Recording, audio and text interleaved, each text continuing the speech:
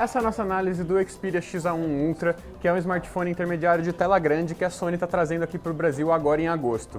Indo direto ao ponto, dá para falar que o Xperia XA1 Ultra é como se fosse uma versão maior e um pouquinho melhorada do Xperia XA1, que é um celular que eu analisei recentemente.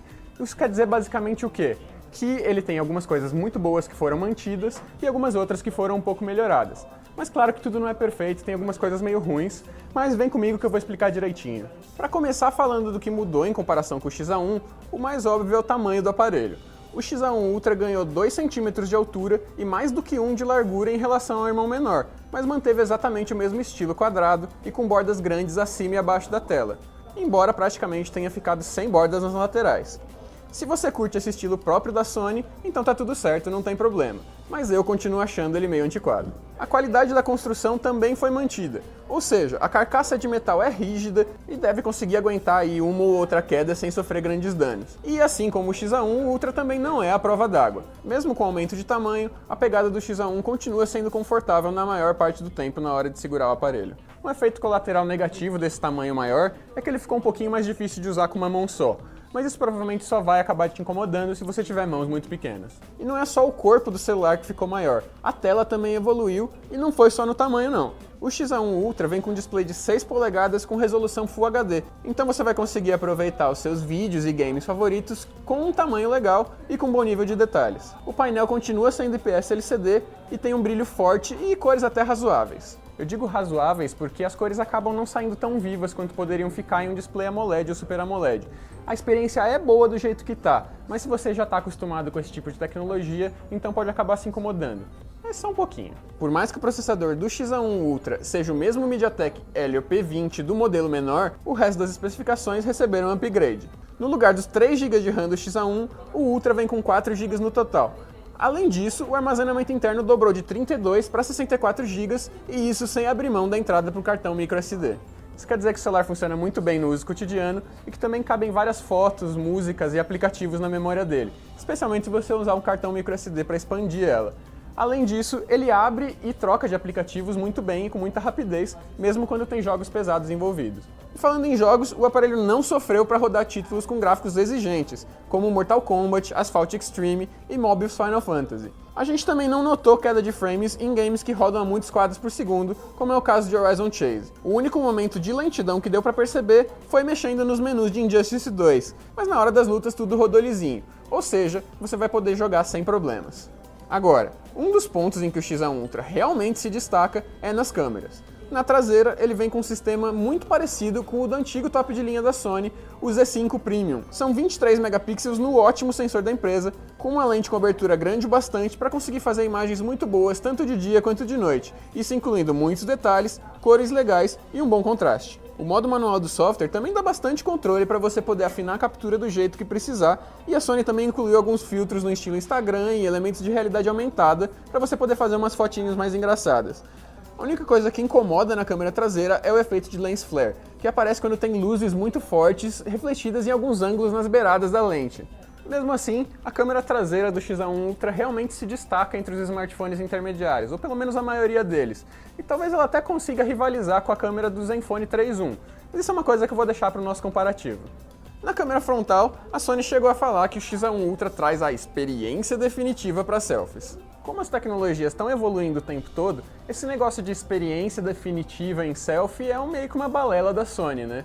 Mas isso não quer dizer que a câmera frontal do XA1 Ultra não é muito boa. Ela consegue fazer um ótimo trabalho. A câmera frontal tem 16 megapixels, o que é o dobro do Xperia XA1. As imagens saem muito boas tanto em lugares claros quanto no mais escuros. E a estabilização ótica também ajuda a diminuir o efeito de qualquer tremedeira que você tiver. E caso o ambiente realmente esteja escuro demais, o XA1 Ultra tem um bom flash frontal.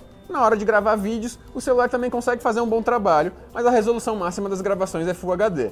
Pelo menos o sistema Steadishot da Sony faz um ótimo trabalho para evitar que os vídeos saiam muito tremidos. Sobre a interface, o XA1 Ultra vem com o Android Nougat já instalado de fábrica e a Sony continua mantendo a experiência bem próxima do sistema operacional mais puro. Então quem já está acostumado com os aparelhos da Sony, da Motorola ou da própria Google vai se sentir em casa. Uma das diferenças é que alguns aplicativos extras já vêm instalados, como é o caso do PlayStation e da loja da Amazon, entre outros. Mas como o celular tem bastante espaço, isso acaba não incomodando muito. Além disso, a gaveta de apps vem com uma organização personalizada por padrão, mas pode ser reorganizada para mostrar os apps por ordem alfabética, pela data de instalação ou para mostrar primeiro os que você usou por último. Um dos pontos mais fracos do Xperia XA1 era a vida útil da bateria, e nisso o Xperia XA1 Ultra conseguiu fazer um trabalho pior ainda, mesmo tendo uma reserva de energia maior. No nosso teste de estresse, a gente coloca o celular para rodar um vídeo no YouTube por 1 hora com o brilho máximo na tela, e faz 3 medições de consumo. Com isso, a gente consegue ter uma estimativa da duração da bateria no total, que no caso do XA1 Ultra ficou só em 5 horas e 16 minutos. Ou seja, o aparelho maior, que tem uma bateria de 2.700 mAh, dura quase 2 horas e meia a menos que o menor, que tem 400 mAh a menos. Isso significa que, no uso real, quem gostar de jogar bastante, ver muitos vídeos e tirar várias fotos no celular, vai ter que abusar do modo estamina da Sony e mesmo assim provavelmente não vai conseguir passar o dia inteiro longe da tomada. Se esse é o seu caso e você ainda quer um Xperia XA1 Ultra, então é bom manter um power bank com um conector USB Type-C por perto o tempo todo. Mesmo no caso de uso mais moderado, provavelmente é uma boa ideia manter o seu carregador por perto e usar o modo estamina sempre que puder, só para garantir que vai ter carga no fim do dia. Além disso, a bateria leva umas boas 3 horas para ir de 0 a 100%, então é bom se planejar se for recarregar durante o dia. Por mais que a potência do som seja boa e o áudio não saia muito distorcido nos volumes mais fortes, o alto-falante fica em uma das piores posições possíveis. Como ele está no canto de baixo do celular, é muito comum você acabar abafando o som com a mão na hora de jogar ou ver vídeos no modo paisagem. Pelo menos o XA1 Ultra vem sim com um fone de ouvido na caixa. O problema é que como a Sony insiste em não mandar o pacote completo pra gente fazer um review, eu não tenho como dizer se a qualidade dele é boa. Uma coisa legal é que o XA1 Ultra vem com espaço separado para os 2 chips SIM e para um cartão microSD, então você não vai precisar escolher se usa um segundo chip de operadora ou se expande a memória do aparelho. Mas uma coisa que é chata sobre o celular é que ele não vem com leitor de digitais, uma coisa que já dá para encontrar até em aparelhos que custam menos de R$1.000. O preço oficial que a Sony determinou para o Xperia XA1 Ultra aqui no Brasil é de R$ 2.299. Sendo bem sincero com vocês, ele não vale a pena por esse valor. Não é que ele seja um aparelho ruim, muito pelo contrário. As câmeras são ótimas, o desempenho é excelente e a tela também é boa. Até o design, que provavelmente só agrada quem é fã do estilo da marca, pelo menos ajuda o aparelho a ser bem resistente. O problema realmente é a faixa de preço.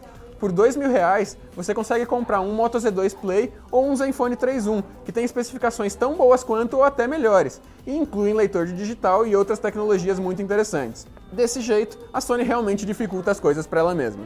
E aí, curtiram a nossa análise do Xperia XA1 Ultra? Deixa sua opinião e qualquer dúvida que tiver sobrado aí nos comentários, que eu vou tentar responder assim que possível. E caso você tenha ficado interessado em comprar o smartphone, clica no link do Zoom na descrição do vídeo para você poder encontrar todos os dias o melhor preço para ele. Aproveita para deixar sua curtida no vídeo, se inscreve no canal para ficar sempre por dentro das novidades do mundo da tecnologia e clica no sininho se você quiser receber uma notificação sempre que a gente tiver algum vídeo novo no canal.